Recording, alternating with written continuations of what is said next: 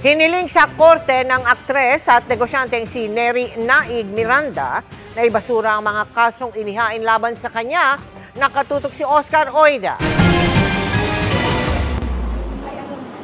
Kuha ito kanina habang ibinabalik ng Pasay City Jail Female Dormitory ang aktres at negosyanteng si Neri Naig Miranda.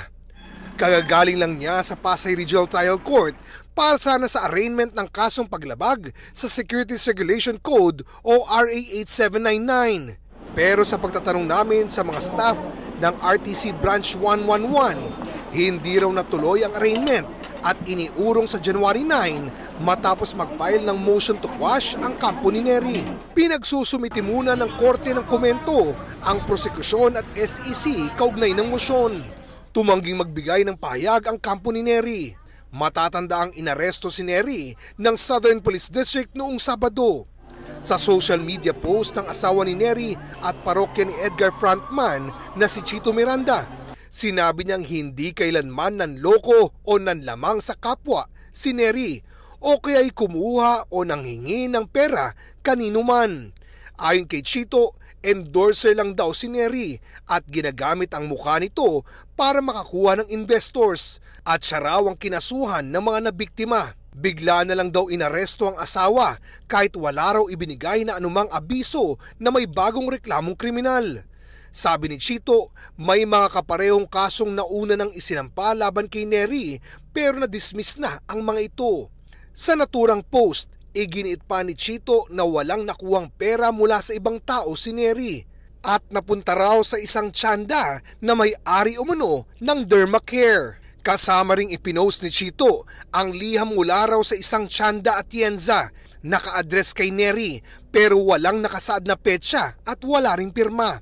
Sa naturang liham, humihingi ng paumanhin ang sumulat kay Neri sa mga issue na pinagdaraanan umano ng Dermacare. Partikular ang kawalan nina ng kakayahang mag-distribute ng shares sa kanilang investors. Nakasaad pa sa liham na sana ay manatili anyang neutral si Neri sa gitna ng issue. Sa advisory ng Securities and Exchange Commission noong September 2023, tinukoy ang isang tiyanda atienza bilang Chief Operating Officer ng Dermacare Beyond Skincare Solutions.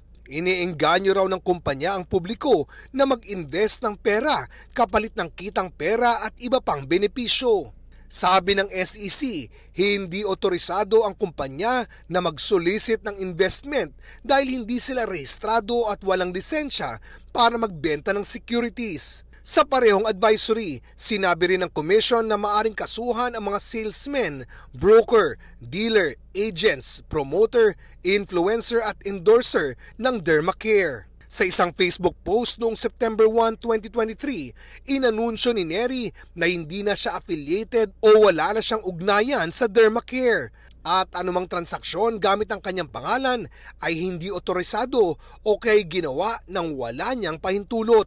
Sinusubukan pa pong hanapin ng GMA Integrated News si Atienza para makuha yung kanyang pahayag. Bukas po ang aming tanggapan sa kanyang pahayag. Para sa GMA Integrated News, Oscar Oida, nakatutok, 24 oras.